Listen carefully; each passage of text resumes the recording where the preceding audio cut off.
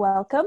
My name is Linda and I am with Disabled in Higher Ed. And with me today is Roo Steinberg, and we're going to be talking all about mental health and disability. So while we completely also understand that there can be mental health disabilities themselves, today we are going to be talking about minority stress as a disabled person and also mental health as regards to just existing as a disabled person. So, hello, Roo. Do you want to introduce yourself? Hi, my name is Roo Steinberg. I recently defended my PhD at Johns Hopkins in cellular and molecular medicine. And yeah, I went through a journey when it comes to disability, and most of it was while I was in grad school. So it was an interesting experience. Absolutely. And obviously, being disabled from childhood and becoming disabled are two very different journeys. They're both absolutely valid journeys and give us completely different insights. But I guess becoming disabled, especially in grad school where you're already in a massively stressful environment, brings its own challenges itself. So I guess what was your journey like in terms of coming to terms with becoming disabled while trying to deal with everything that goes on with grad school? Yeah, for me, I always had health issues on and off, but I never thought of myself as a disabled person. And it was really only in grad school where I started having real issues that impacted my day-to-day activities. So just some background on my condition. I have Ehlers-Danlos syndrome, which is a genetic condition, but I was only diagnosed within the last year. And a very common comorbidity of Ehlers-Danlos syndrome is postural orthostatic tachycardia syndrome, which is a form of dysautonomia. And actually, it's really apropos that we're talking about it this month because October is Dysautonomia Awareness Month. My POTS, as we call it for short, caused me to actually pass out a lot. And when standing at the bench for 18 hours a day, it becomes a real problem, a real challenge to get experiments done. And so even though it's really only affected my day-to-day activities over the last year, EDS is a genetic condition. So I have had it this whole time, and it's probably the root cause of all of my other illnesses I've had since childhood. But it's been really a journey coming to terms with having something that is genetic. It's not, I can't take a pill and it's going to go away or anything like that. And having that, the most impactful part of it come about while I was in grad school was hard. I was very lucky in that I had incredible support at my university. My PI was incredibly supportive. My peers were incredibly supportive. I was able to get tilt table testing done at Hopkins, so I was diagnosed there. But it definitely interfered with my studies and my mental health with regard to coming to terms with not being as quote unquote abled as I thought I was. So that was an interesting experience. Absolutely. And yeah, I guess what I meant by becoming disabled, and myself, I'm in the same situation in that my disabilities have existed since childhood, but I wasn't diagnosed until my late teens. And that is obviously, even though you are aware that maybe you have something or that something is not normal, it is sort of a journey to actually deal with getting a diagnosis, because that can be a massive thing in itself, but also just coming to terms and getting your head around with this makes sense, but this is my life now, and what exactly does it mean?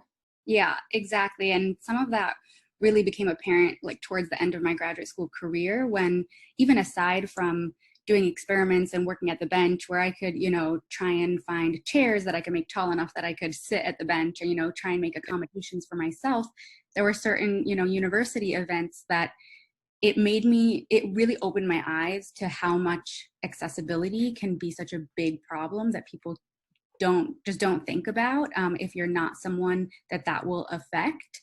it just totally doesn't come into your mind. And there were certain events in one of the halls where there's no elevator access. There's this huge flight of stairs to get in, and then a huge flight of stairs down. And once my POTS really took into effect, I just couldn't do stairs anymore. And I was like, how am I going to get into this room? And that had never been part of my reality. So on the one hand, I'm really happy that it opened my eyes to the struggles of other people with other types of disabilities.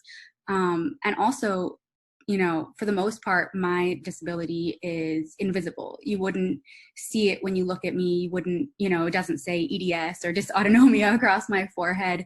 It's only when I, you know, start to feel really bad or am put into a situation that my body can't handle that it becomes really apparent because I pass out. So it's, you know, that's also been another interesting thing, coming to terms with having a disability and making requests about making things accessible while it not being super apparent on the outside that there is anything wrong. And so that's been an interesting experience as well, you know, coming into that world, and even the ways I come to terms with, okay, how outwardly do I want to portray my disability? Over the last year, I had a Mediport put in so that I could do saline infusions at home. And I have an infusion backpack, and it's plain black. And if you don't see the tubing coming out, going into my chest, you know, you wouldn't necessarily know what it is. But part of me coming to terms with my condition and not letting it be a source of shame was when I took my infusion backpack and I sort of decorated it with all of these awareness buttons and EDS patches, and sort of using it as a way to proclaim and make less invisible my illness, so that it wouldn't be something that I felt like I had to hide. And so that's been also something, you know, a new opportunity. Also joining the greater community of people who have EDS, dysautonomia, other types of disability. That's been a real source of comfort for me. I have found really a lot of joy in, you know, speaking with people who have the same conditions as me, you know, other conditions, who've gone through similar struggles. And that's been really cool. The meme game of the disability community is fire. So that's been so really good. nice. Yeah, that, you know, finding other people who can laugh about it as well. So that's, you know, definitely brought me some comfort and some joy. And even just being diagnosed was a really big step. It kind of, you know, a lot of times you think you're going a little crazy, you know, because there is all of these things going wrong, especially with something like EDS, which is a connective tissue disorder. So it essentially affects all of your organs, tissues that have any, you know, collagen components, because it's usually a mutation in either a collagen gene or the genes involved in the processing of collagen. And so there's a lot of internal issues. I have a lot of GI issues that have been just, you know, labeled before as general irritable bowel syndrome. But really it's more complicated than that. There can be motility issues, gastroparesis, all sorts of secondary things that come along with EDS. But on the outside, you know, the main things you see on the outside is, okay, maybe I bruise a little bit easily, but a lot of people bruise easily, you know? So there's a lot of, you know, things on the side that come along with it, and having a diagnosis that makes it all make sense.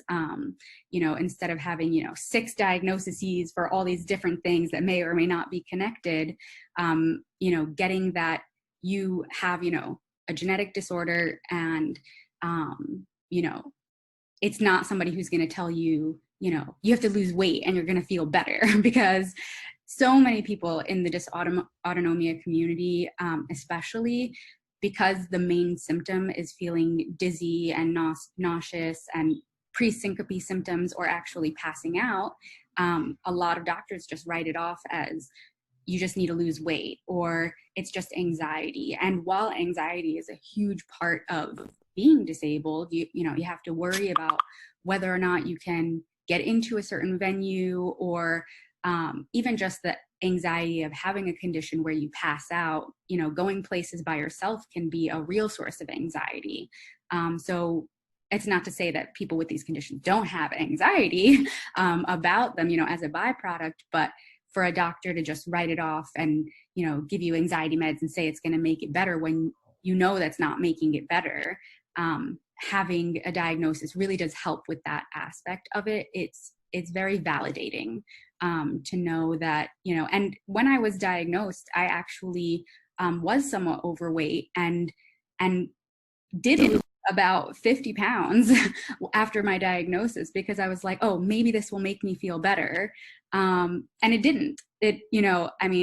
On the overall scale, like, yes, I'm healthier and I'm happy that I was able to lose the weight. It took a concerted effort. I did it over the course of, like 8 months. But it did not improve my symptoms. And I actually had my Mediport placed after I lost the entirety of the excess weight. So, getting healthy from that perspective, it was a good thing, but it wasn't what was going to fix my problem. And now that I can go to doctors or even to, an event and ask for certain accommodations and say, I have this condition, it can make all the difference. So yeah, that's my experience with it. That's, like, there's so many things that I think are, I guess, relevant to so many people with disabilities. Obviously, everyone has their own journey and everyone has experience that is individuals themselves, but so many people experience the same sort of things in terms of the medical profession and dealing with that, which we won't go into because obviously that's not relevant to what we're talking about today. But especially when we're talking about higher education and being in the lab, and I know you said that your PI and your colleagues were fantastic, which is amazing because I know a lot of people don't get that experience. But I guess, what was it like when you were trying to navigate all of that and get your accommodations? And I know you said also that some of the accommodations you made yourself, which can be the story for a lot of people with disabilities. It's kind of like your department sort of says in a way that, oh, this is not our problem, this is your problem. Yeah, for me, I definitely took the initiative to try and make as many accommodations for myself as I could, especially before I got my official diagnosis. It was about 6 months, which is really infant, like teeny weeny, time frame compared to most people with this kind of condition. I think the average time to diagnosis with POTS is 6 years, which is insane. I got very lucky in that after one of my incidents of passing out where I ended up in the ER, an ER doctor at the University of Maryland was like, I think you have POTS. You should follow up with a cardiologist. So I got really lucky that very early on I was pointed in that direction, but it still took a very long time for me to get the testing necessary because there are long wait lists and all that kind of stuff. And so it was a good 6 months before I had that official diagnosis where I was like, okay, it's the summer, which makes POTS much worse because the heat causes vasodilation, which causes more blood to pool in your feet and more of a likelihood you'll pass out and all that kind of, all that jazz. So for me, it was a lot of, having friends and peers on hand that if I was coming off the train and started to feel really unwell, that I could text them and be like, I'm getting off the train, can you come meet me, to make sure that I had someone with me on hand. And people were really fantastic and willing to do that. There was one time I got into the building and I started to feel really unwell after coming in from outside, and I literally stopped in the middle of the hallway, texted a friend, they came running, they brought me a trash can and vomited in the trash can, in the middle of the hallway in university. And people were really great. They were like, don't worry, this is just what it is, it's not a bad thing, you have this condition and it's okay. They were very comforting, even though I felt very awkward, basically having an episode of passing out and vomiting in the middle of the hallway.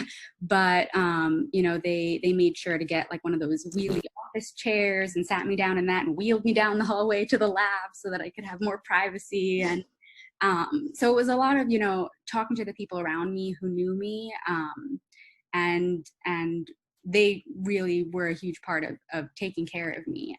And my program overall had been great, throughout my graduate school career. Even aside from, disability, I have certain food requirements because I'm an Orthodox Jew and I keep kosher. And so they were very accommodating for kosher meals and things from the beginning. And so when this became an issue, they were all the more so, even more accommodating, and made sure that I had whatever I needed. We had pickles on hand if I needed extra salt and stuff like that. It was really a blessing. All the little things that people do that make you really feel taken care of. So my program was a huge part of making me feel like, this isn't my fault.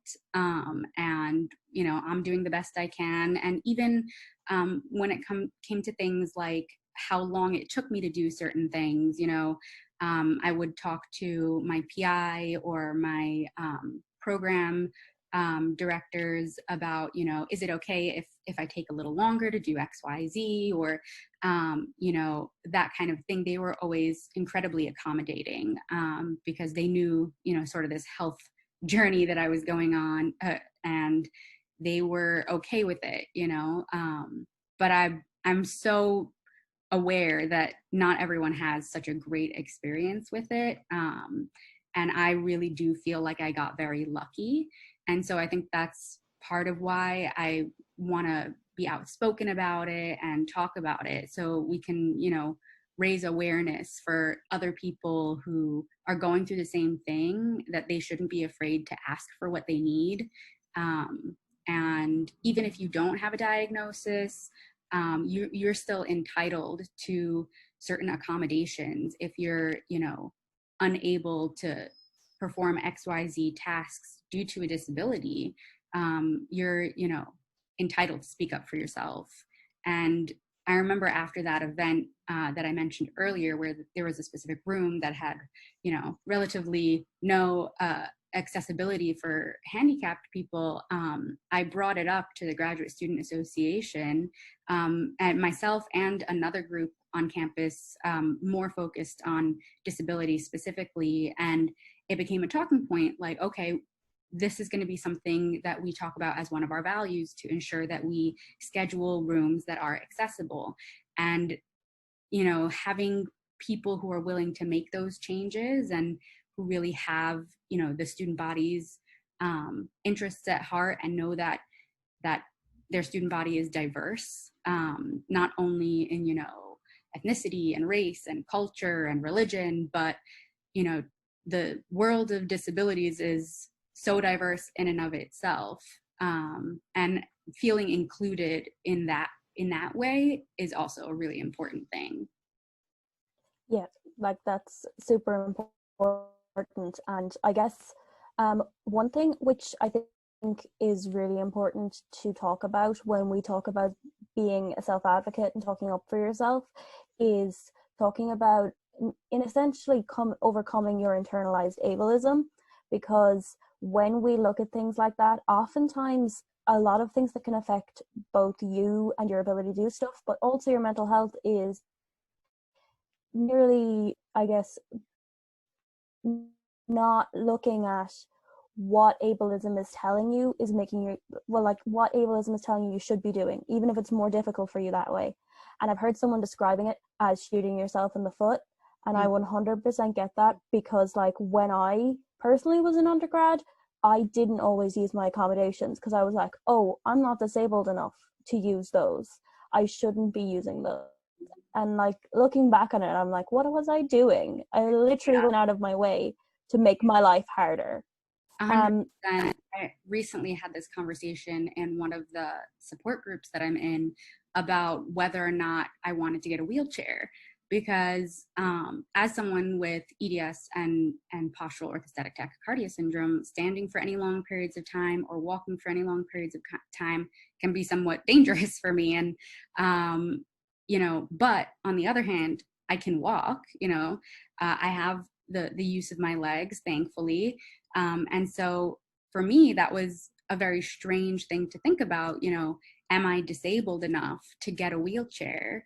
Will it, what will people think if they see me stand up out of the wheelchair? Well, then if I can walk, why am I using a wheelchair? Especially, I'm young and people think, oh, well, maybe this is just a joke or a prank, or they're making fun. And all these things go through your head. And somebody in that support group pointed out to me that if there's something, a disability aid, any form of disability aid that you can use that will make your life better, that will increase the quality of your life, allow you to do things you wouldn't able to do, or even just reduce your anxiety in doing certain things, then you should get it, because it will improve the quality of your life and screw everybody else, and that, it's kind of, telling your internalized ableism to just back off, that we should definitely be taking advantage of the things that will help us,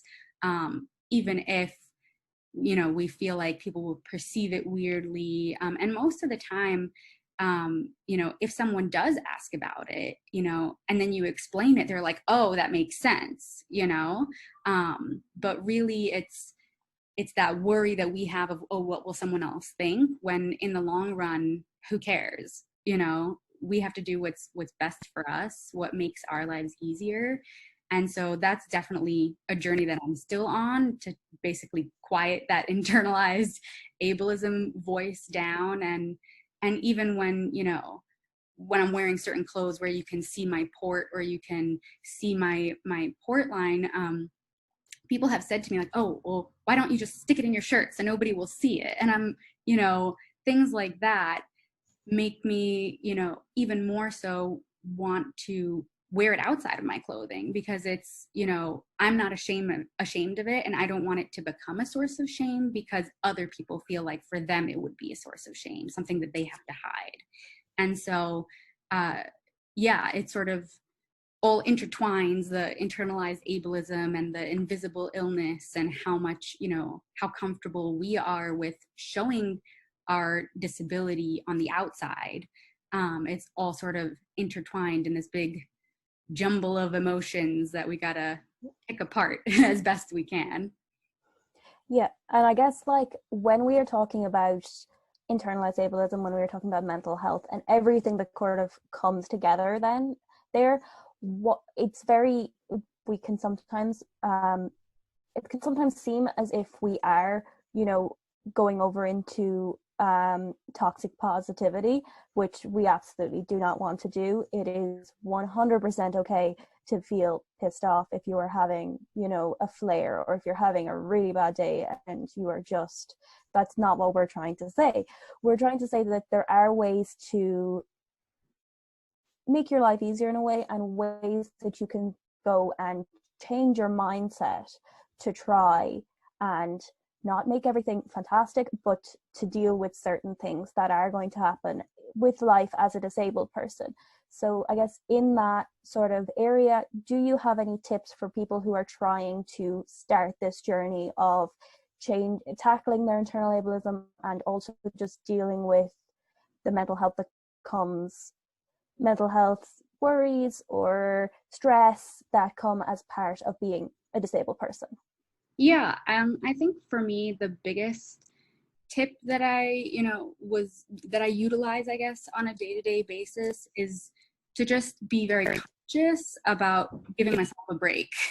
If I'm not able to do something as well as I used to, or, in the way that I want to, it's take a step back. You can be frustrated, you can feel that frustration, and that's totally justified, but don't let it like ruin your day, And it's amazing all the little things you can do, especially when it comes to anxiety. Because for me, especially when I, first started having passing out episodes all the time, and, I was nervous to go grocery shopping by myself, and, it really was interfering with my day-to-day activities. Little things like getting a medical alert bracelet that, if something were to happen and I were to pass out in a public place, people who would come to, my aid would have the information they needed to hand. And that helped a lot with my anxiety over it, and let me do, be more active in my day-to-day life. And even little things like, if you're taking a big trip somewhere or you want to go on a walk and you want to be, out in the fresh air, but you're nervous, making little concessions for yourself, like saying like, okay, I want to do this thing. It's going to be more difficult for me because of my disability, but that doesn't mean I can't do it. And so I'm going to take a break every 10 minutes and sit down on a bench, or I'm going to bring a backpack full of water bottles, or whatever it is. Those are the things, specific for me and my disability, but definitely giving myself a little bit more structured help, where I don't try to push myself to do something that I'm going to have trouble doing and then feel bad about not being able to do it afterwards. I basically structure in the things that are going to help me and allow me to be more successful at that task I'm trying to do. And in that way, I sort of circumvent the frustration of not being able to do it the way I used to. So those kinds of little tips that you can, do throughout your day, even something like setting an alarm to make sure, you're drinking enough water and staying hydrated, or, if you need an alarm to take your medication, anything that's going to help you to make sure that you're taking care of your day-to-day needs without any extra added anxiety, you should do those things. And I know some people think of it, as a crutch, like, oh, well, I should be able to do this way, and if I do X, Y, Z, or I make these accommodations for myself, then I'm leaning on a crutch instead of trying any harder. And I think that becomes a big area where we just have to give ourselves a break and realize, that's the voice of our internalized ableism speaking. And that's not, helpful for you as an individual, for your mental health, for your physical health.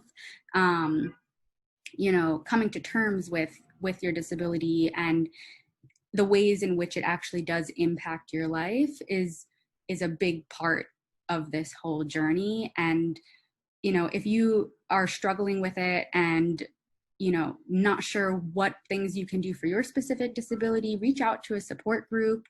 For every disability, there's basically, some kind of support group out there somewhere. And if there isn't, you can be the one who makes it, because I'm sure there are other people out there like you, who, are going through the same things, and just swap your ideas. It can be as simple as joining a group on Facebook and posting a general question about, what do you guys do for, A, B, C, D, E problems? And you'll be surprised at how supportive people you've never met, on the internet can be with giving advice and, their go-to tips and tricks. So, yeah. 100%. Like, I think Twitter is obviously my main social media, but I only joined Twitter, I would say, about 6 months ago. But it has been a massive resource, both academically and disability wise. And it's just fantastic to meet people who are the same, well, not the same, but, have similar journeys and stories to you. And you feel so less alone sometimes. Yeah. It can really help. Yeah. And sorry, go ahead. No, it's okay. Especially, I was just going to say, especially in the lab, like what I mentioned before about setting alarms, things that can seem super simple. For me, I was, like I said, doing crazy hours sometimes, really long experiments. And, as grad students, we forget that, like, as much as the experiment isn't important, it's also important that you are eating enough throughout the day and drinking enough throughout the day. And so I'm not even joking. I have an alarm on my phone that rings every 2.5 hours for me to shove some food and drink some water into my face to make sure that I had the energy I needed to keep going, especially for, with POTS, it's really good to have small meals throughout the day. So you're not, causing all of your blood to go to your digestive tract and pulling it away from your brain. So, big meals are are somewhat of a no-no with POTS. So I did, small meals every 2.5 hours, and drinking a bunch of water and keeping them on a little table right outside the lab so I could like rip off my gloves, shove some food in my face. I kept a straw in my water bottle so I didn't even have to touch the water bottle, just lean over and drink from the straw. All those kinds of little things to make sure that I'm taking care of myself while in the lab were super important. Is that while mental health disabilities exist, while mental health conditions and struggles can happen as well as disability, that is not everything that does not cover everything that happens around mental health in disability. You can have mental health stress and you can have mental health issues that are caused by your disability, and that is absolutely okay. It is absolutely okay to struggle, and it is absolutely okay to feel frustrated and angry and annoyed and spend a day in bed if you need to. 100%. That is absolutely fine. And also, none of those things, being, physically disabled or having a mental health condition or any of those things are not prohibitive for going into higher education by any means. So, if you want to pursue a PhD, a master's, an MD, whatever higher ed degree your goals are, you can definitely do it with your disability and mental health issues. Yeah, it's doable and possible. Awesome. So thank you so much. And if anyone has any questions, you can feel free to drop them below this video. And thank you for watching. Bye. Awesome.